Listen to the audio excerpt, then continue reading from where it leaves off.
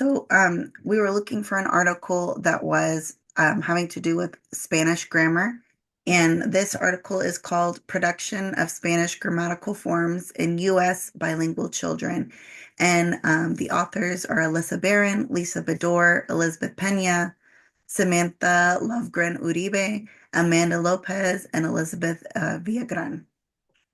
And what is the intention of the article? It was to better understand how grammatical morpheme production is in Spanish for Spanish English bilingual children, and then how it relates to the mean length of utterance in words, and then also looking at like different bilingual profiles, like levels of dominance, and how that might influence the order of grammatical morpheme acquisition. Okay, let me comment this. What they wanna see if the kids that are exposed to the two languages are developing the grammar in the same way that just Spanish speakers. Well, I think they're already kind of theorizing that it might be different. And then Uh-huh. the other, and like we only read the introduction so Yeah, far, yeah, yeah. but there's this one section where it talks about morphosyntactic development in bilingual Spanish. And it was saying that there's like when it looks at the monolingual Spanish norms versus the bilingual, what the research says so far about bilingual Spanish, there's like a lot more variation of bilingual Spanish, like for some, like for the subjunctive. Like some kids started to use the subjunctive at 2, and then it would kind of like disappear. Some kids were not using it till 4 or 5, and then some kids it would be completely gone and they would never use it even at the age of 6. So I like part of it, what they were saying too, is that for bilingual children, um, there's the change in exposure because like in the US, like maybe you learn Spanish and that's what you're more exposed to and dominant to for a certain point. And then after a while, then your dominance in English increases, like once you go to preschool. And so then it also, if you're still developing grammar, then that might also influence the way that you develop grammar too, or your grammar might change. Yeah, So because they say in I don't know where it say that some things that that that are not present in English is very hard for them to learn those when they are exposed to more English because it's like they are not, how you say, transferring yeah, from the English to Spanish because many things like cyclics, the you don't clinic. have eso, you don't have that in English in the same way that you have it in Spanish. Um, what I was thinking, but this is like the article, but not the article, is that I have many kids, all of my kids are bilingual with Spanish dominance because in all of the most of the houses they speak Spanish, not English. But I was thinking two things. One is that at home you talk very routine things. What you talk is hora de comer, bañate, va a llegar el bus. The sentences you are exposed are not, especially in our level or the level of my kids, is like things very, very low level things. They are not talking about, I don't know, reading a book and commenting about the book. Right. That is one thing.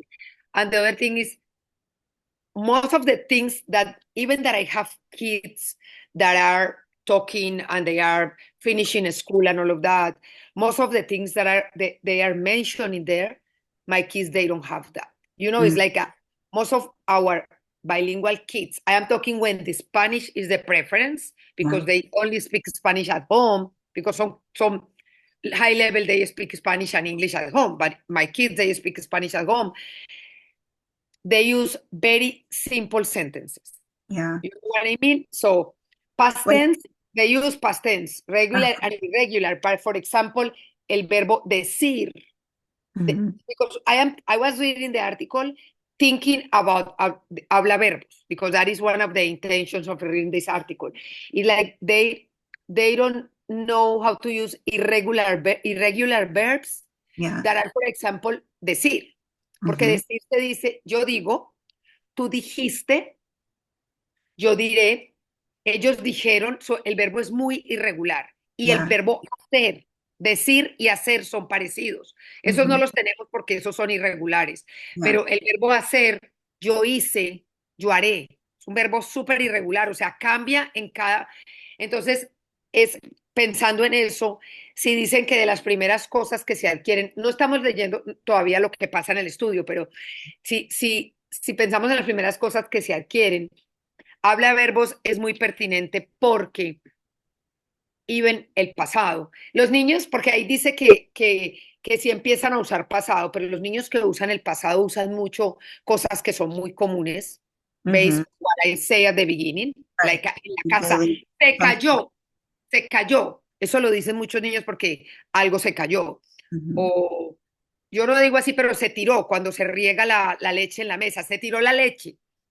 O, o tiró la leche, porque another thing that I see is that my kids they don't know how to use the clictics, the ¿cómo es? Yeah, ¿Cómo yeah. se- Yeah, that's right. It does sound, it sounds They wrong. don't know, I don't know the word in Spanish either. They don't know how to use ya se bañó o yo me bañé. Se dicen yo bañé o bañé. Even that is past tense. So I know it's not this article, but I think it was like one of Dr. Ani's articles that we read like many years ago. That was one of the ones that she talked about where like the clitics in children with language disorders, those were the ones that were really hard. Because like it with this is for typically bilingual or typically monolingual Spanish children, it's easy. And I'm remembering back to like when I was um in college and I was taking like a Spanish linguistics course, and one of the things that the professor was saying is like, oh yeah, children that are like, Spanish speaking, they never mess up on articles, they never mess up on clitics, like it's natural, it's automatic. And I was like, wait. And she was like, maybe you because you're a Spanish learner. And I was like, well, what about, children with language disorders? And I think that's probably something else too, is that when we talk about like language disorders, like the weak syllables and like when you're adding like the lelo, dale, those types of things, like they tend to not like rank highly in like a child's mind. They're like not very salient. I remember the article that you are talking about, and I remember that they say that like el residuo. I was Mhm. thinking about the kid that we had at a winter. El Uh-huh. residuo. I had many kids that they don't qualify. I just had one.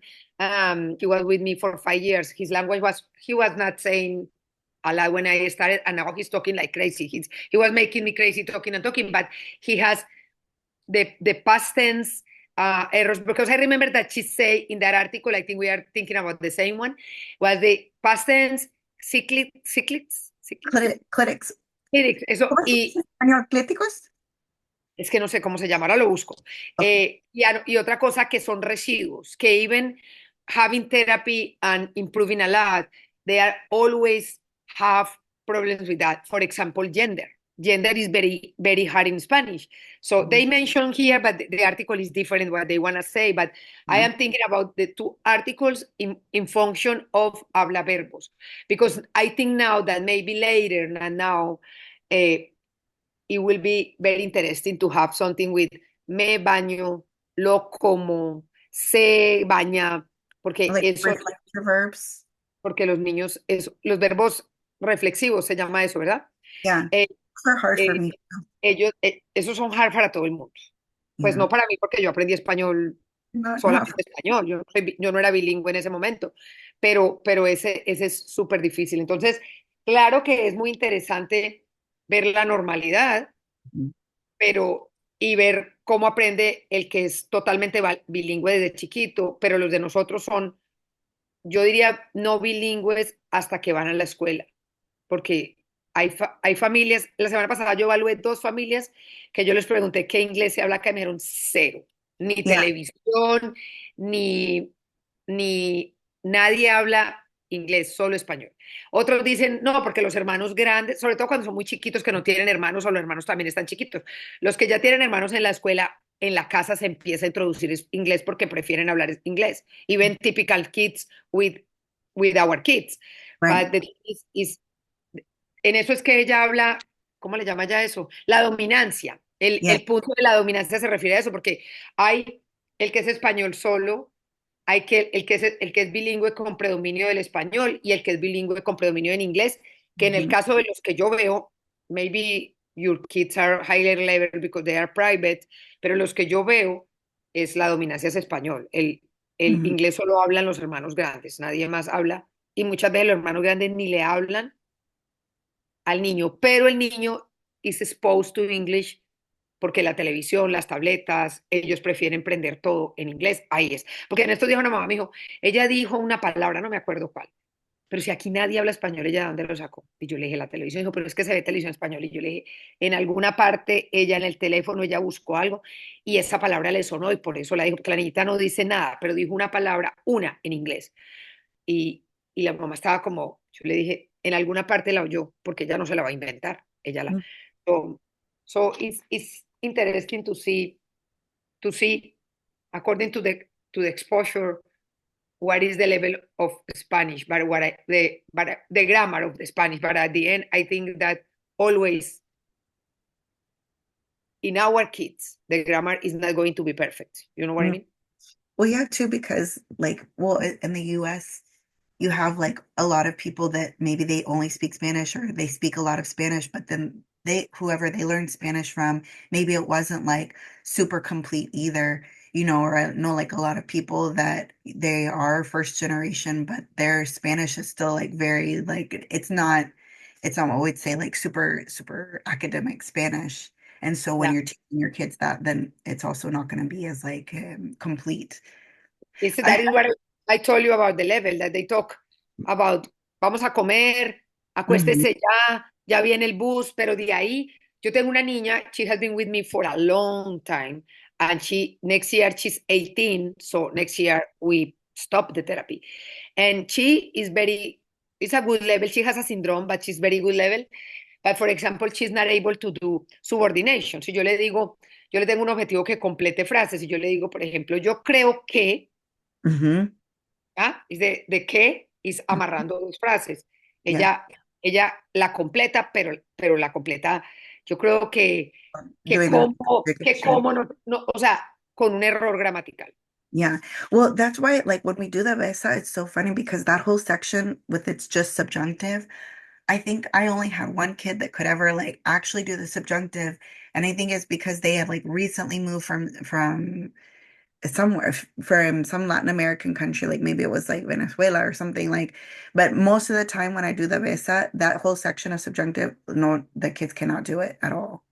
Same with the self, Jackie. Ellos lo hacen mientras es, los que están bien, pues los que están más alto nivel, ellos hacen presente y pasado. Pero cuando tú le empiezas a meter futuro, en español nosotros, yo nunca digo, yo iré a tu casa.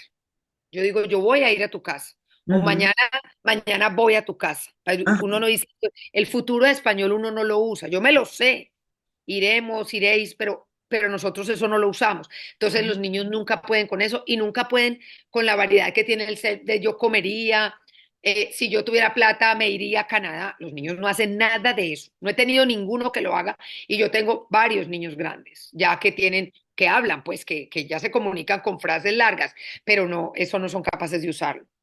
But and like in Colombia, if you were speaking to other people in Colombia, would you use for future tense like a lot more often than you would use it here? Or no, it just in general, you use like more than I am talking about general. You don't general. say, yo no sé Iré comprar, al centro. compraré un pasaje para irme a Canadá. Yo Mhm. digo, voy a comprar el pasaje. Yeah. Voy a comprar el pasaje. O sea, eso es, I guess it'd be the same thing in English too. Like, I wouldn't say like, oh, I will, like, yeah, I would say I'm gonna go travel soon or like I'm gonna take a trip soon. sí, yo creo que eso en español y en inglés es parecido, pero eso los niños de nosotros no lo usan. Ni siquiera yo voy a comprar. Eso sí he tenido un par de niños que lo han hecho, pero yo voy a comprar un tiquete. Esa complejidad, los niños de nosotros. Mm. Yo no puedo decir niños típicos porque yo no tengo ni niños típicos alrededor ni niños típicos de pacientes, pero los niños de nosotros llegan a un nivel, Mhm. even if they are discharged, that is my theory, llegan a un nivel que de ahí no pasan. ¿Y eso por qué? Por ser bilingües, pienso Yeah. yo. Porque cuando usted sigue yendo a la escuela y usted estudia 7th grade, 8th grade, 9th grade, only in Spanish, you have to be exposed to many things. When you are reading, when you are like doing ensayos, essays, and Right. all of that. But our kids, yo no sé los typical, but maybe they are also limited in Spanish because as soon as they start thinking in English, they prefer to think in English and to talk in English. So that is very interesting. But we have to, that is not really what we want, but it's very interesting because it's like, what is the level that we want for our kids? And according to that, is the materials that we are going to do for grammar. We are not going to do a material for future. No, because nobody's going to use that. You know what I Yeah. mean? Yeah. What are the things? And I think part of it too is like looking at what are the things that you might need to know in English and in Spanish and like being able to understand like the difference of those. Like past tense is super, super important because that's how we tell like what happened to us or what was going on throughout the day. And that is going to be like true across whatever language you're using is you need to be able to talk about like what happened. Maybe next year we can think about irregulars because that is harder. That was Even really, for people, even for people that are learning English here in the US, it's like adults. I am talking about adults, yeah. but now it's like I think the past tense, the present tense too, because in present tense and in past tense we have a more complicated issue that is the number. I Mm, work a lot with past tense and present tense with kids, mhm, and they say, for example, él come pasta, mhm, ellos come pasta. mhm, Él comió pasta, ellos comió pasta. Yo estoy trabajando en este momento con 3 o 4 quitos, that is Spanish, kids, quitos. Estoy trabajando el tema de comieron, mhm. hablaron, y para Yeah. eso sirve habla verbos. So one question that I will like to ask in the Instagram, como cuál es el nivel que se observa al que llegan los niños con desórdenes de lenguaje cuando cuando ya están listos, casi listos para irse. Algo así. You know what I mean? It's like the level is not super high even when they are discharged. Mhm. I'm Right. talking about kids that can talk and can use sentences and all of that. Yeah. Because like thinking about that one kid that when you and I started writing at Winter, like for us when we like discharged him and we were like, no, we feel really good about like the level that he was at. He was in second grade, something like that, second or third grade. Ujú. Yo creo que él estaba, sí, entre primero y segundo. Yo creo que él no estaba muy grande, pero creo que era second grade. Yeah, something like that. Because we knew like he was doing well academically, like he understood what was And going he on. didn't qualify. He didn't qualify for more therapy. Yeah, yeah. But he was one that like he could switch between like English and Spanish. Like he understood it. He could use like all the basic grammatical pieces. Like it's been so long. But I mean, I know he wasn't doing like really long, complex utterances in Spanish and like changing the conjugations and all those things. But he could definitely do like past tense. He could do like basic gender and number agreement. Yes. Basics, yes, The yes. basic, yeah. So, Plurals.